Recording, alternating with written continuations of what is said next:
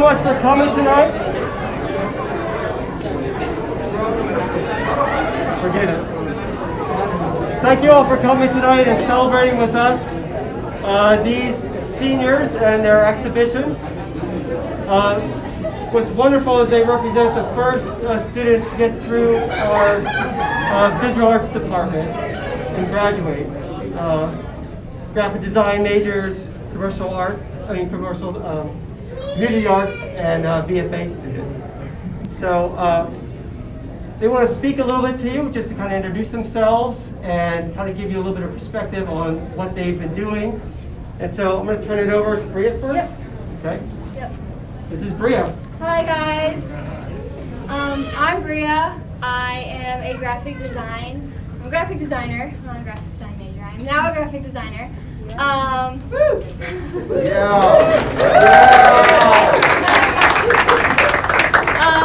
A lot of my art, I like to have a lot of meaning in it. So it has a lot of intentions, a lot of stories, a lot of narratives.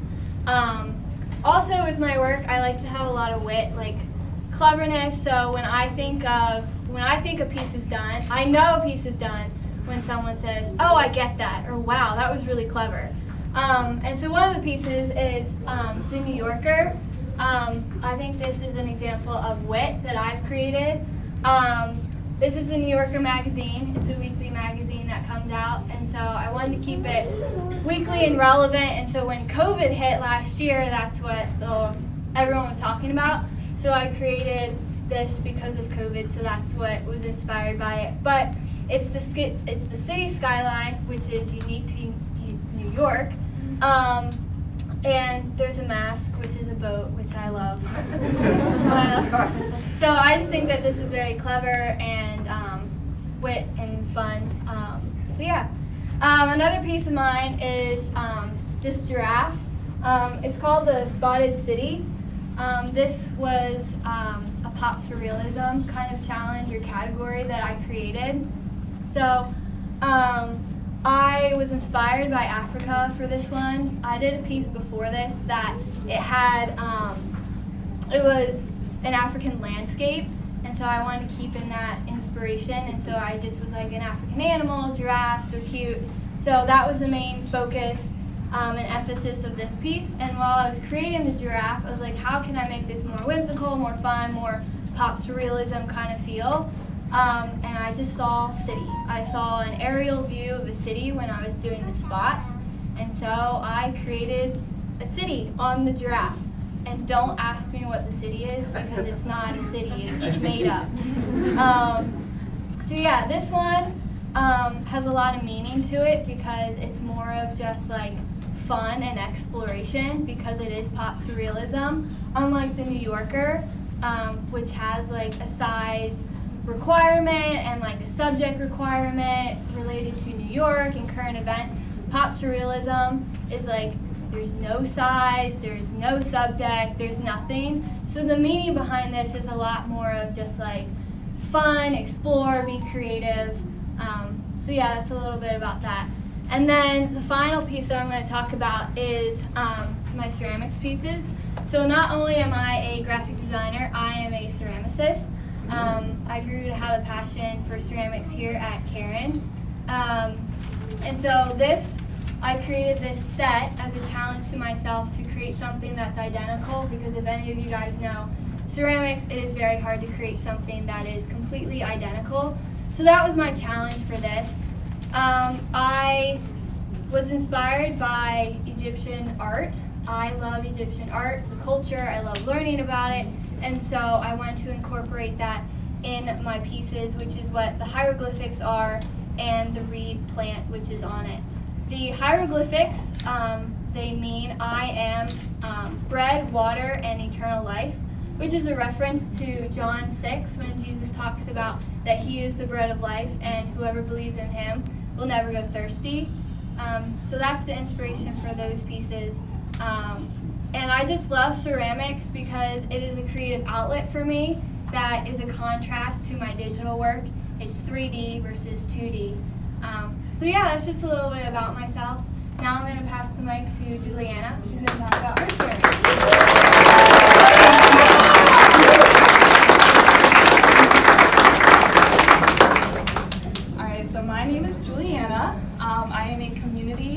artist, now officially almost. And I'm going to start off with my ceramics over here. I also love ceramics. It was something I was introduced to when I first came to Cairn. Super difficult. I really struggled with ceramics for a while. It just hated me. And after keep practicing, and eventually I just somehow got the hang of it. Still struggle, but I just love being able to just create different shapes and designs and experiment. And one thing I love about ceramics is that you never know what you're going to get out of it. You can put something into a kiln and that glaze will come out completely different than you thought, or something might explode, which just happened to me like last week. So it's just something that you're always learning with, and you're always facing failure and uncertainty, which is something that I always just need to learn. So ceramics does that for me. I guess on that note, very experimentative, I'm trying to think of the past tense. I love to experiment, sorry. And so one thing that kind of helped me in that direction was a self-portrait over here. This was a self-portrait I did for a class where I had to present my past, present, and future self. And this was really cool for me because it was kind of very reflective of me in the moment, kind of expressing my hopes, my uncertainty in the moment, my fears, but also just my faith in God and being confident in knowing that He has a plan for me. So that's just very near and dear to my heart. I also love the experimentation in this because of, I don't know if you can tell, but there's like dried flowers on there. I've never done that, didn't know if it would work, but I went with it. And it's still here like a year and a half later.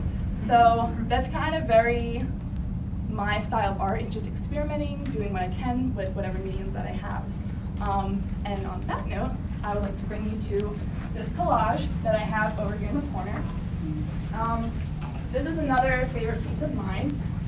This I created inspired by my travels in South Korea in 2018.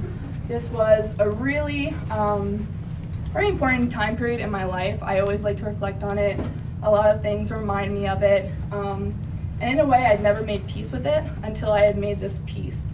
And one of the reasons for that is because I incorporated a lot of my little useless mementos from my time there. And what I mean by that is that I hoarded a lot of like receipts and coupons and tickets and just really crazy things from my time there. And so knowing that I kind of had to accept putting that all away and moving forward was making this collage. So I incorporated actual like tickets, receipts. I had my boarding pass from my flight to South Korea in there. So in a way, it really helped me to make peace with my time there and just be present in where I am, which is something I'm always striving to do, is just be present where the Lord has me. So yeah, and I also have a lot more storage in my room now because it's all gone. So yeah, I think that's very much what my style is, my source of inspiration. A lot of it's very Asian inspired. You'll see that around the room.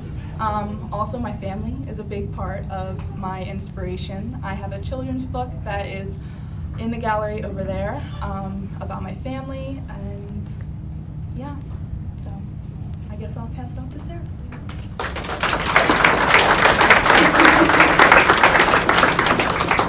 Hi everybody, thank you for coming out tonight. I'm Sarah. I'm also a graphic design major / graphic designer. But as you may have noticed, I'm also interested in illustration. So I've done a couple illustrations and graphic things in this show. I wanted to highlight a theme that I kind of saw running through my work, which I didn't really consciously realize until recently, but that's the use of ambiguity, purposefully putting ambiguous things in the work to draw out certain themes or just for fun. So I'm going to start highlighting this piece over here. Sorry. So this is probably my most confusing piece. This is an illustrative piece. It's called Partial Appearance of the Past, or American Lion. So this is inspired by multiple things. It's inspired, one, by a type of lion that used to be endemic to the US but is now extinct. It's also inspired by a short story by Ray Bradbury. I don't know if any of you know, he's a sci-fi author. So he did this story where there's like this glitchy VR encounter with a lion. And then also The Sleeping Gypsy by Henri Rousseau, which is a painting with a lion in it with this like piercing eye. It kind of has this wildness to it, but also a calm. So I wanted to portray all of that in here, and I wanted to kind of give you the sense that you weren't really supposed to be experiencing this through some ambiguous elements, since I can't really. So to present the lion as an extinct animal is kind of hard for you to just see in the lion itself. So I decided to split it in half, thus the inspiration from Ray Bradbury, like the glitch, and also put a clothesline under which it's walking, so that you're kind of like, what is this environment? This doesn't seem quite right. I'm a little unsettled, but also it's kind of like a beautiful encounter with an animal that you weren't expecting. So yeah, that's ambiguity in my illustration. As far as the graphics, I'm going to take you guys down here. So this piece over here, this starts to highlight some of the ambiguity that I like to use in graphic elements. So with graphic design, you have to be clear. There's a certain clarity you need to have. That's kind of like the goal of it. But I like to push the limit and kind of wrestle with that, make things as interesting as possible by putting just a little bit of ambiguity in there. So this is the Olympic icons. I decided to, for the location icons, make it just slightly ambiguous. It could be, so it's supposed to represent the Dolomite Mountains, which are in that location, which is an up-and-coming location. I still think that's planned. But also it could just look like ice. It's just kind of wintry in general since it's the Winter Olympics. There's some things in here, synecdoche, where like the one object represents a more complex activity, or different viewpoints that are kind of harder to interpret at first. So I just had fun with that. I thought that was fun, pushing the limits there with that. And then finally, the last piece I want to talk about is actually on that wall over there. It kind of brings everything together as far as the ambiguity that I'm highlighting here. So this piece, I won't go right up to it, but the piece on that wall, questioning graphic symbols, that is kind of a critique of icons in graphic design and the way that they can be too ambiguous sometimes. So it's a conversation I was having with myself where there's a bad sort of ambiguity and an interesting good sort of ambiguity, and I was kind of playing with both there, where this is highlighting some problems with especially eco icons that can be a little bit too vague. This was inspired by multiple things as well. One of them, Professor Jensen's classes. If you guys have ever had him, his critique of the recycling logo really fed into this. So just the role that it plays in society and kind of assumptions that are made based on what you see versus what actually is behind it.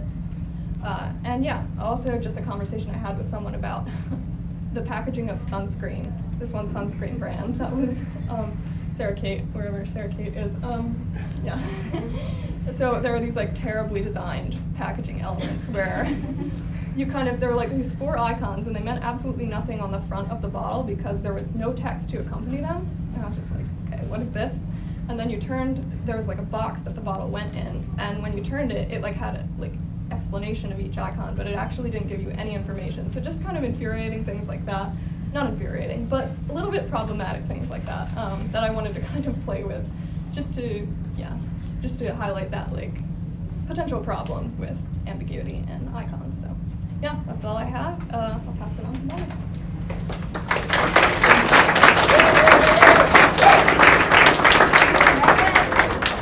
Hi everyone, my name is Meg, or Megan. I am a fine art major, or a fine artist now, / illustration. There's kind of a overlap between the two. I really hate to do this to you all, but the pieces I'm going to talk about are right back there. So I'm so sorry. These 2 pieces, yeah. You're fine, you can stay here. Yeah, so basically I want to talk about, well, I'm a painter. I love painting, whether it's acrylic, watercolor, digital, and I think what I love most about painting is storytelling within the painting. And I think what I want to talk about is the process of how a storyteller goes about telling their stories. There's kind of 2 aspects. There's the story, obviously, the initial inspiration. So that's, oh, I have this character I want to tell you about. This is Sarah Schaefer, by the way, who was just talking. Or this interaction, a relationship. This is me and my mom over here. So you get that idea, but then the second aspect, you now have a problem to solve. You have to tell someone that story, and you have to figure out how to do that. So you kind of start with a story, you end with a story, but the in-between part is the most frustrating and rewarding at the same time. So for example, if I want you to focus on Sarah, I kind of want you to see how she's a very, as you could probably tell, she thinks a lot about things. She thinks very deeply about philosophical, abstract ideas, things like that. So I kind of wanted to capture that with the composition, all kind of leading into her with the lines. Also, I feel like a visual aspect of her is her red hair, and in the sunlight it's like fire, it's beautiful. So I kind of wanted to capture that in the lighting, and then to contrast that with green clothing and a blue background, those are the complementaries of yellow and red, so it makes her hair pop even more. And you didn't need to know any of that to kind of get the result of it, even though I just told you. But that's kind of what happens when you're an artist. These are the things that you think about, both the story itself and then the execution, how you want to actually tell that. So yeah, I also love lighting in general, which you can see in both of these pieces. I think it brings a dramatic effect to a story that you wouldn't have otherwise. And then finally, I want to talk about, in the opposite corner, sorry everyone, I just want to talk about some of my inspiration. So I am very inspired by, obviously, stories. I already said that. But those stories come from my own life. So all of my family members are in these paintings. This is my mom here. She was also in that one. And then a lot of my friends are in these. And a place I grew up, Cambodia, it's in Southeast Asia, that is also featured in many of the settings. I didn't realize that until a couple people pointed that out. So those are huge points of inspiration for me. And then last but certainly not least, just the narrative of God and the Bible and creation. The creation story, the fall, and then the redemption of that I see everywhere, that is outlined in the Bible so clearly, that is in my own life and in so many others. That is the ultimate inspiration because, you know, he invented storytelling and everything else. So, yeah, I just wanted to say that as well. But, yeah, thank you all for coming out. And I guess we'll hand it off to Professor Stemler. Thank you. So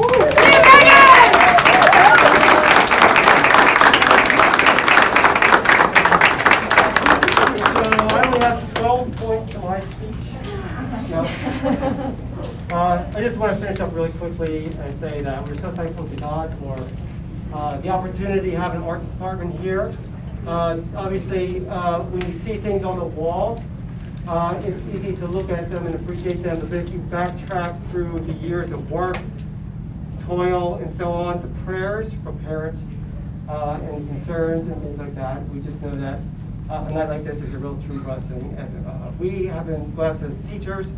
Again, my name is Matt Stiller. I'm the chair of the Department of Fine Arts. Tonight with us, we have Delissa Reader. I don't know where she is. Kayla Belser. Perhaps on our stream will be another important figure for these students, which is Andrea Fiore. She left us last year to go overseas, and she still teaches for us online. And so she had a tremendous impact on the life of these ladies. So thank you for coming tonight, and enjoy, and God bless.